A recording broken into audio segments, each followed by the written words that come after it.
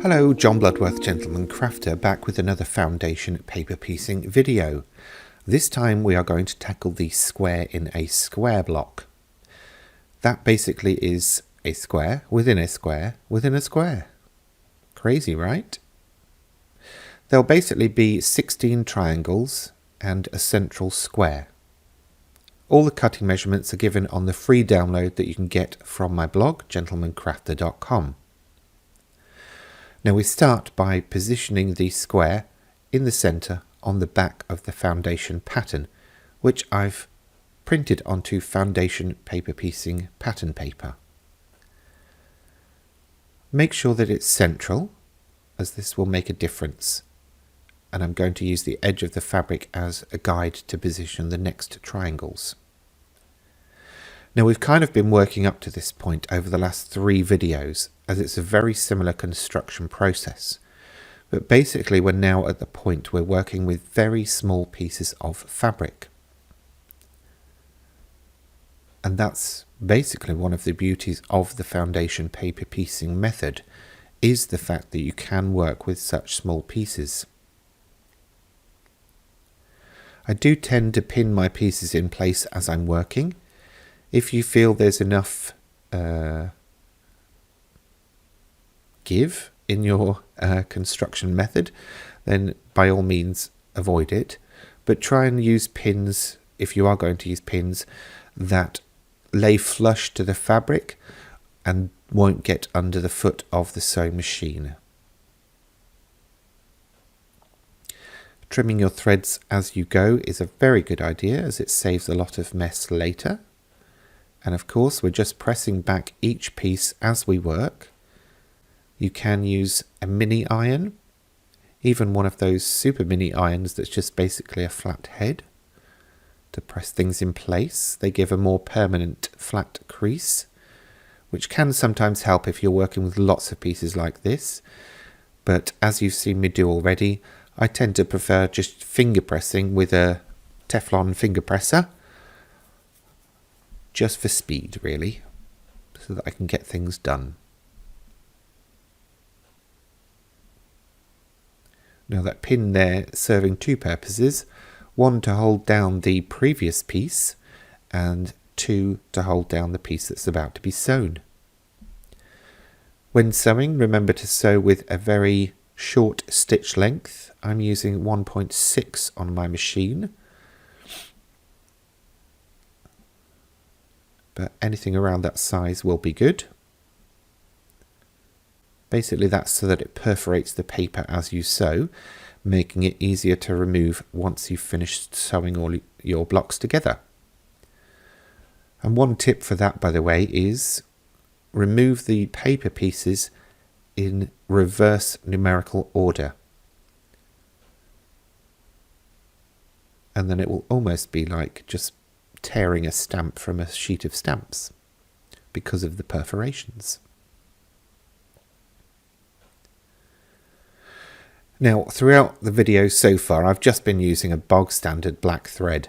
This can sometimes show when you're pressing back the pieces, so if you prefer a more professional finish, then try and colour match your thread to your fabric.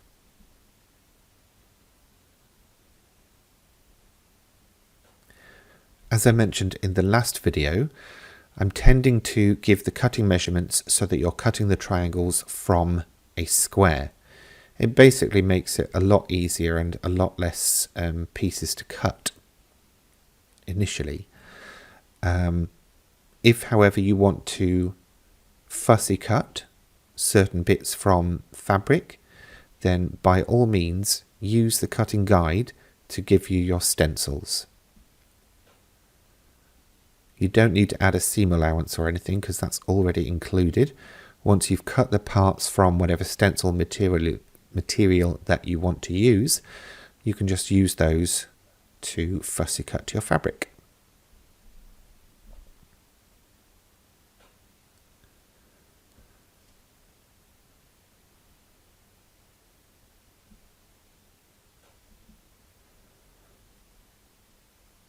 Okay, that's round 1 done. I'm just going to press back that last piece, And then, as we did with the 12 squares and the economy patch, we're going to trim back any excess seam allowance and also those bunny ears by using the add a quarter ruler.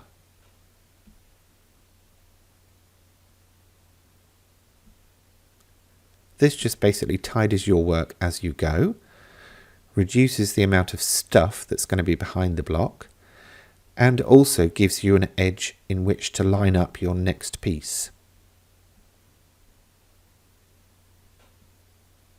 Or next round, all of the pieces in the next round.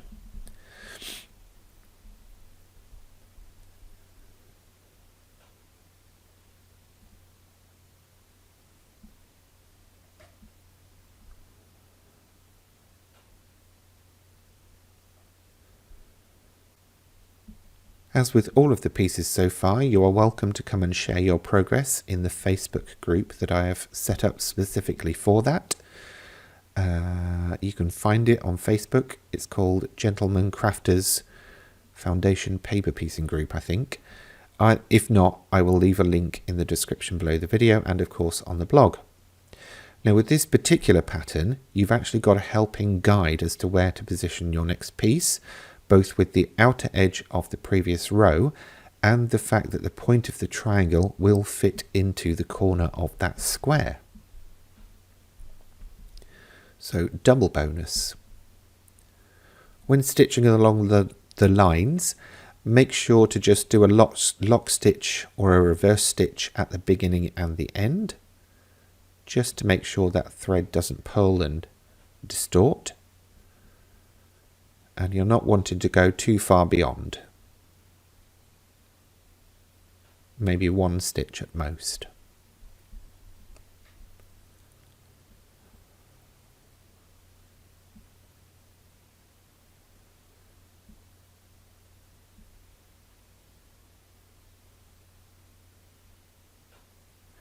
With this particular pattern, it's great for using up scraps of fabric for individual blocks. You could have a totally abstract and random colour scheme here if you are using scraps, because basically I think the largest square that I cut is about 3.5 inches. So ultimately you can just keep using up all those different pieces and make a totally funky, multicoloured, multi-layered, not multi-layered, that's ridiculous. Yeah, just multicoloured, unique quilt.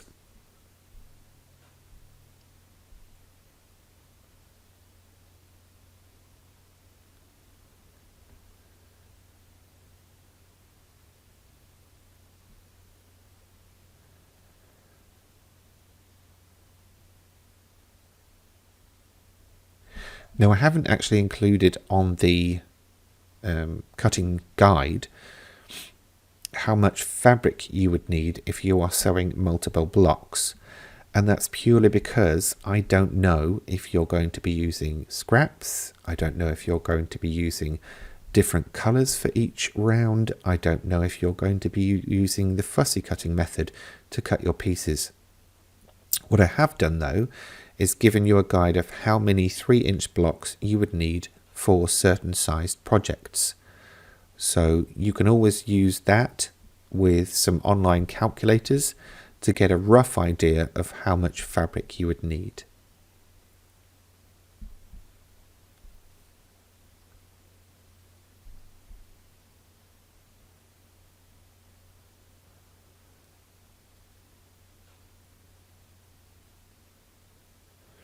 Okay, we're coming to the last piece of the second round of triangles. What I tried to do with the fabric for this one was choose from a similar colour palette, but I graduated the tones starting in the centre, working towards the outer edge. And I think it kind of worked.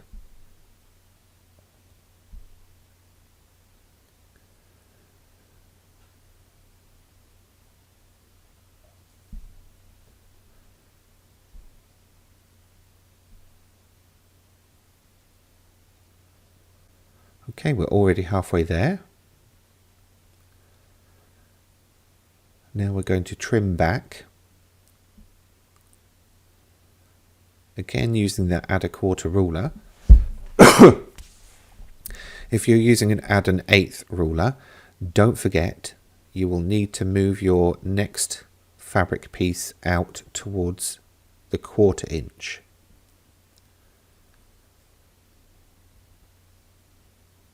Basically, within all of the calculations that I've done, I've worked and assumed that a 1/4 inch is used throughout.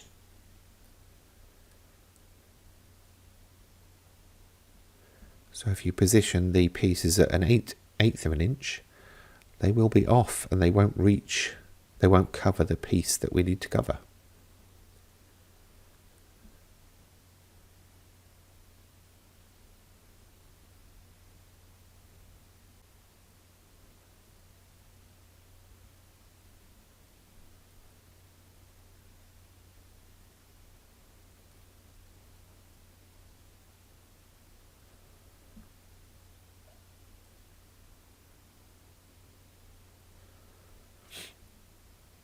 Again, with this round, you've got an excellent guide for positioning your next piece, because we've got the outer flat edge and of course the inner triangular shapes that will give you an idea of whether it's central or not.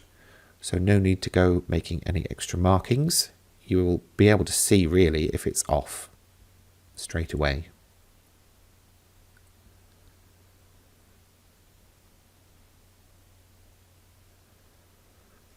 Later on in the year, we'll be moving away from symmetrical blocks like this and doing asymmetrical designs, maybe flowers, butterflies, really whatever I can turn into a foundation paper piecing pattern. So if you've got any requests, anything non-copyrighted, then that would be great. Just leave them in the comment section below the video on YouTube, or of course in the comment section wherever you find this post or these posts on my blog.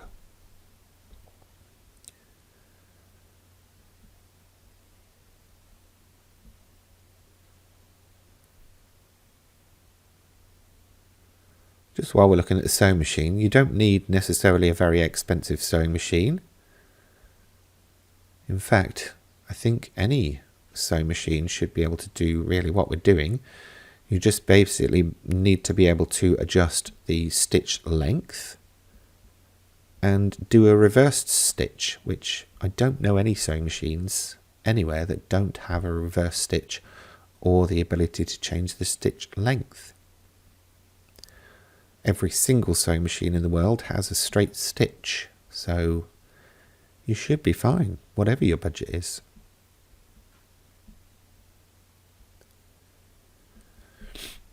I'm using quilting cotton here, which is actually has a slightly thicker, denser weave, but you can use craft cotton as well. Just be aware that actually with craft cotton, because of the looseness of the weave, you may see some of the seams, the seam allowance underneath. So just be aware if you're using things like whites or whatever, you may see the colours show through from underneath. I was going to go all common then and go show through underneath in it.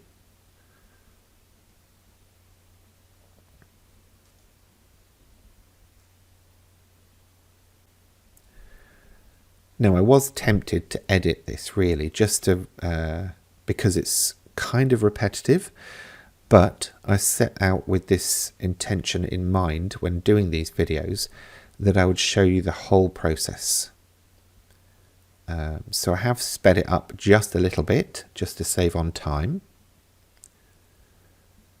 In future videos I will still of course try and keep everything in, especially when we come on to the asymmetrical designs, because it's important to know where to stitch and when to press back and stuff like that. And I hope I'm giving you a good view of both the work area and the machine. That again was a goal. If there's something I'm missing though, again, feel free to comment, leave your thoughts. And if you're enjoying this series, please remember to give it a thumbs up on YouTube and even subscribe to the channel. I do have a variety of different crafts that I do. It's not just sewing, but you can always ignore the ones that you're not interested in. Either way, giving it a thumbs up and stuff helps it get recommended to other people, and that would be very much appreciated.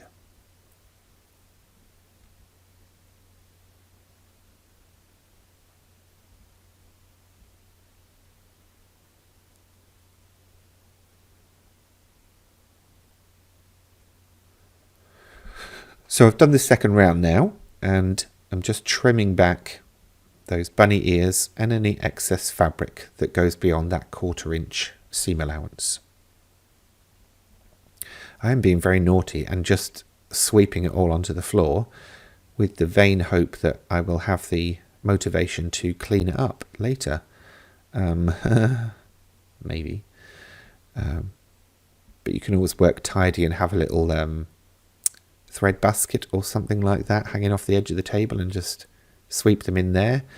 Saves your workstation getting in a mess and all the extra bits just finding themselves getting sewn into your project.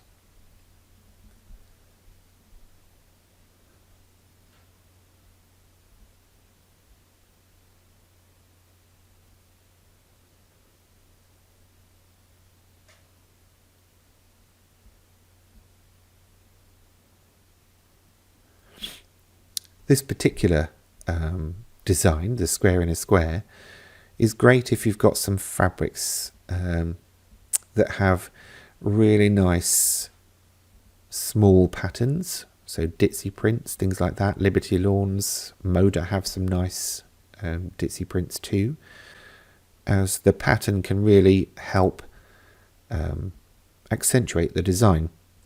Because we're cutting the triangles from squares though, it's best if it's an omnidirectional pattern rather than a directional pattern. So basically an omnidirectional is something that goes in all directions. If you use a directional pattern, just be aware of where you're positioning the triangles, just purely from a design point of view. It's not a rule. And when you look at a quilt overall, you tend not to look at the individual patterns, but how they impact your overall view of the quilt or project. This would be cool for a cushion cover, I think. If you just did a bunch of these blocks, how many would you need? A 12-inch cover, you'd need 4x4, so you'd need 16 blocks.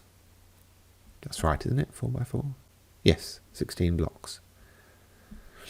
So that you could probably knock up in a weekend. In fact, less.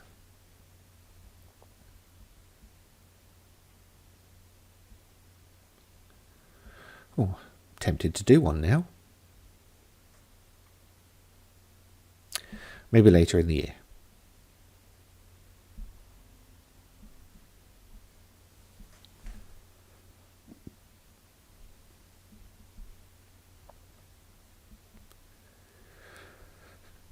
I am thinking of doing some bits and pieces on some top stitching, different ways of doing that. That will definitely be much later in the year though, once I've got a bunch of these sorted.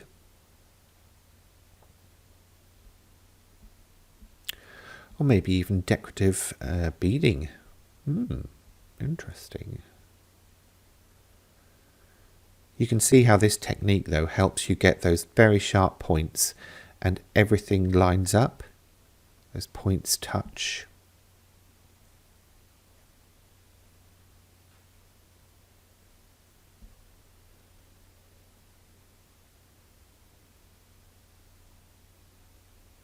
If you have a penchant for neatness, this is definitely your technique.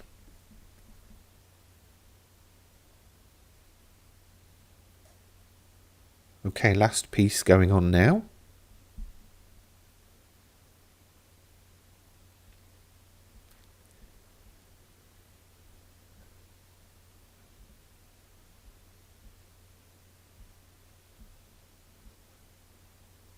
Pressing that back as I did for all of the other pieces. And if you want to, now's a good time to do your iron pressing. just to really press those seams out and make sure they're nice and flat. And then a good old trim around the solid outline of the block, and we'll be finished. Don't forget to leave your thoughts and comments below the video on YouTube. And of course, I know I've asked already, but do give it a like, a thumbs up, and even subscribe if you'd like to see more from me, John Bloodworth, Gentleman Crafter. Okay, there we go, square in a square done. Brilliant. Thanks for watching, and I hope to see you again next time.